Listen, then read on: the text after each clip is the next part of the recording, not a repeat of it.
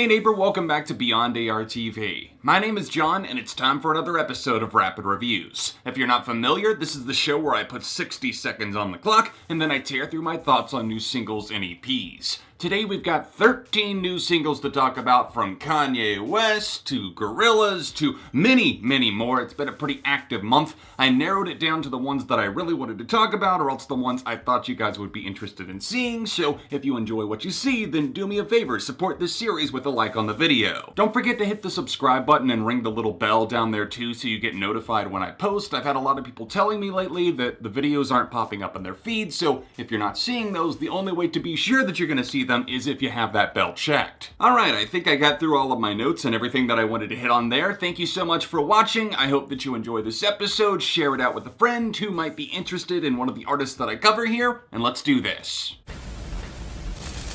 Interesting place to start, but Kanye is back with the first single from his upcoming 10th studio album, God's Country. Rapper Travis Scott has a micro feature on it that probably should have been longer, but the industrial hip-hop sounds get cleansed by Christ on Wash Us in the Blood. The grimy beat walks a haunting line with some really dark, clean 808 hits and shaky synth lines that echo Ye's calls for forgiveness. There's biblical references stuffed all over it. The track even opens with a quote from 1 Peter, and it seems timely enough without reaching too far into being too on the nose as he takes on black oppression and champions a new way of life. Kanye, along with the other co-producers, are exceptional as always, which is one thing that I'll always give the man despite my numerous disagreements with shit he's said over the years, and this new offering is pretty damn great and should stir up the fan base's appetite as we anxiously await God's Country.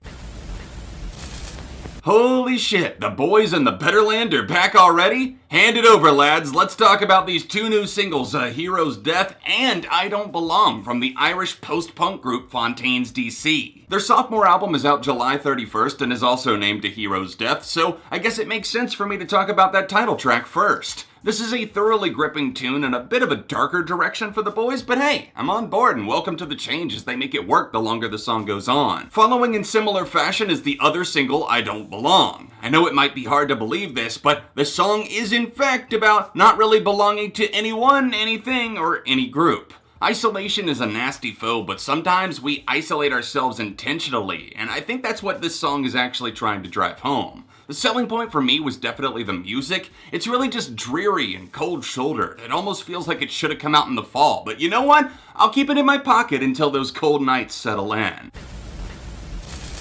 I feel like I might be in the slight minority on this one, but the English rockers Nothing But Thieves outdid themselves and bested the single they dropped just a few months ago with their new cut Real Love Song. God, they really showed up on this one, didn't they? The light pianos drive home a big mood, and the shrill guitars pierce the void and take us far past what the title of the song would just imply. This is a massive sounding tune. It really just floats in the clouds the more listens you give it, and I can't get the guitars or Connor Mason's voice out of my head. They're really about to go 3 for 3 on albums, aren't they? The new record is out in October, and I am buckled the fuck up and really planning to rock the hell out if they continue releasing material at this quality.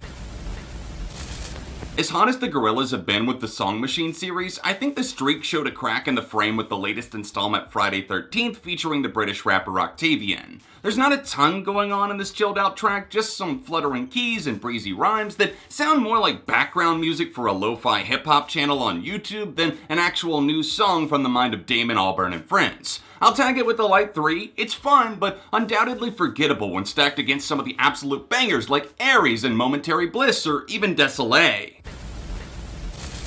Seether are back again. It's been a few years since Poison the Parish, which I'll admit I kind of passed on that one in terms of a full review, but it wasn't awful. It was definitely an improvement over Isolate and Medicate, that's for sure. I've never been a huge full album fan of this hard rock band, but this new single, Dangerous, is another one of those tracks that really scratches an itch for me in that world of mainstream rock like few other modern acts could do. It's not great, but it's actually got some genuine hostility and anger bleeding from it, and I miss getting that feeling from rock that actually gets airplay. I guess it just feels a bit more authentic coming from the mouth of Sean Morgan, and the instrumental has some nice cutting guitars that really get the job done. Out of morbid curiosity, would anyone ever want to see me do a top 10 on Seether? Let me know, but for now, I'm giving this one a 3.5. NC rapper J. Cole faced some backlash for his single Snow on the Bluff, where he addressed his role in the Black Lives Matter movement and faced off against those who think he and other black rappers haven't done enough to use their voices despite having the messages in their past songs. To be honest, I don't even know who No Name is, the artist that was primarily calling out him, Kendrick Lamar, and others, and at the end of the day, I kinda do feel like that's bullshit given that these artists shouldn't have to prove themselves on social media. I mean, J. Cole was literally out there protesting. As for the song itself, it's thought-provoking as Cole spills his guts on the sensitive issues facing America right now, including racism. That's become a huge part of the conversation in America, yet it also feels a bit like there's a void in the song the longer the jazzy instrumental wanders on. The outro just kind of keeps going without adding much to the overall impact, and Cole just kind of trails off at the end. So I'm not entirely sold. It's okay, but I don't think this is going to be something that's going to be remembered in a year's time. New Idol's album this fall, baby, gets sucker punched by the stomping hip-hop influenced Punk on Grounds, the latest single from one of the most consistent modern bands in the genre. They've been gaining notoriety in the UK at an alarming rate since 2018, and all I can really say is fuck yeah. They've been in the music game for a while, and their distinct style deserves recognition. The guitars here are stabby and infectious, and the forceful drum hits really stir the blood in the water as vocalist Joe Talbot raises his voice in protest on this increasingly warped outing that sees the deep-seated anger about to boil over as the track ends. I can't help but feel anxious for whatever it's about to lead into, considering we don't have the album yet, but I'm gonna take it with a 4 out of 5 for now, and continue to appreciate the changing of lanes they're starting to take without losing their souls along the way.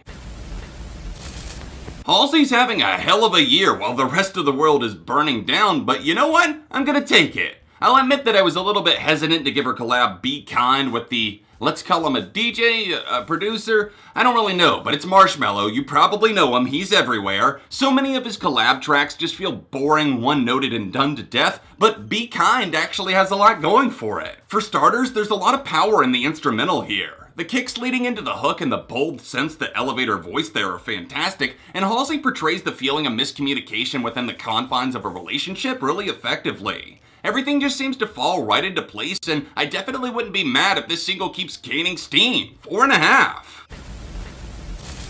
In the wake of the deaths of George Floyd, Breonna Taylor, and countless other black victims who were ruthlessly murdered by police, the Grammy-nominated H.E.R. has risen to the occasion with her support for the Black Lives Matter movement, I Can't Breathe. I think this is one of the best songs to come out in the wake of the uprising against a corrupt system. I really appreciate the sparkling production that involves everything from an acoustic guitar to an organ to jazzy brass as we get not only her, but also twinges of a gospel choir to further aid the sincere reflection. Everything is sailing along smoothly until that third verse where she really unloads in a smart, sensible way that works in those backing, haunting vocals against some of the big instrumental swells. It's a brilliant ending and an eye-opening piece all around, and despite its rather heavy topics, it's kind of a calming tune that I absolutely love, and I'm gonna pass along a near-perfect score too.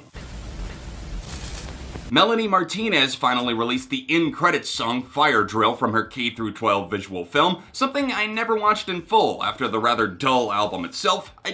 I never felt compelled to check it out. I tried out the album again in the hopes of rediscovering something I'd missed, given how much I did enjoy her debut Crybaby, but it seems like Melanie is just stuck on these one-noted ideas of taking an innocent theme or title or idea and making a dark metaphor. The routine is really just getting old and see-through for me, and it's kinda sad to see her slowly squandering her potential. There's nothing all that interesting going on musically. It's kinda like a tortured catchy with a chiming beat that does get stuck in my head, but I honestly just find myself more annoyed than entertained the more I hear it. So I'm just gonna pass on this one and hope that it was more of a for the fans who have been demanding this get released type of song. Damn, Charlie Puth, look at that glow up. I couldn't stand this guy back in the day with his annoyingly auto-tuned pipes and all of the old YouTuber intros he did, and even his downright terrible first album 9-track Mind. I wasn't totally asleep to what he could do. I mean, I did cover his last album voice notes and found myself impressed by a decent selection of songs, but this new one, Girlfriend? I'm just gonna say it, this is the man's best song to date. This thing is tingling with the groovy synth melodies of the 80s with beautiful vocal layering and a sensual atmosphere that he's gotten way better at creating. It won't be, but this should be his biggest hit. I honestly can't stop listening to Girlfriend. It just gets funkier, groovier, and better the longer it goes on. fuck it. Perfect score, one of the definitive pop songs of the summer right here. It's simple and straightforward, but god dang does it go down so smooth, like a hot glass of lemonade. Wait, no, a cold, refreshing glass of lemonade. Damn, I feel like I've been living in an alternate timeline lately, since so many artists I haven't liked that much in the past have been steadily dropping heat, and with a title like Black Parade, I mean, there is a lot to live up there, given that a certain other Black Parade is my favorite album. Criticism first. I don't think Beyoncé works very well as a rapper. It's hit or miss, and this is certainly one of the better performances, but even still, it opens the track with bars, and that kind of threw me for a loop, and I really think that the song actually hits its perfect stride when we get to the first chorus. After that, it's pretty much a non-stop victory lap, celebrating being black and honoring the black ancestors and voices that came before her and her family. The hook is so confident and poised, it really builds up so organically before riding out a major wave, and the instrumental on this one, holy shit, bae. The pounding beat and deep bass goes all perfectly, but adding a flute on top of that was just like gasoline on a fire. Thanks again for watching this episode of Rapid Reviews. Drop a like on the video, subscribe for the love of music, and ring that bell so you get notified when I post future episodes. Other than that, you can catch last month's episode by tapping here, tap over here for another recent video. Let me know any and all thoughts on any of the songs I covered today, any major agrees, disagrees, sound them off in the comment section. I'll see you soon for more on Beyond ARTV.